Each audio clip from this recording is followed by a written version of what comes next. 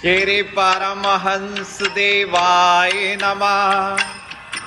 पुराने समय की बात है, कबूतर उन दिनों घोंसले नहीं बनाते थे, झाड़ियों में अंडे दे देते थे और दूसरे प्राणी उनके अंडे खा जाते थे।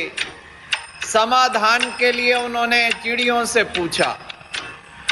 चिड़ियों ने कहा कि वृक्ष की डाल पर घोंसला बनाओ। उन्होंने कहा आप सिखा दोगी? अवश्य।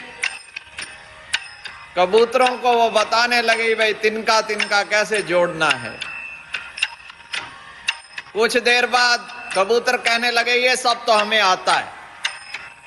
चिड़िया चली गई, आगे घोंसला बना नहीं। फिर गए, चिड़ियों को मना के लाए। जब आधा घोंसला बना, कबूतरों ने फिर ये सब तो हमें आता है। चिड़िया चली गई, फिर घोंसला नहीं बना। फिर चिड़ियों के पास पहुंचे कबूतर, तो चिड़ियों ने कहा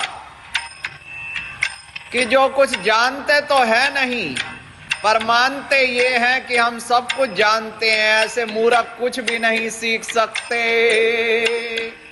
अगर कुछ सीखना है तो विनम्रता धारण करके और समर्पित भाव से, अगर गुरु से कुछ सीखना है तो उनके चरणों में झुकना पड़ता है।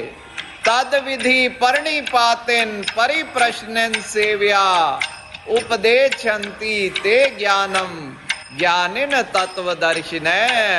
के कहते हैं कि उनको भली भांति से दंडवत प्रणाम।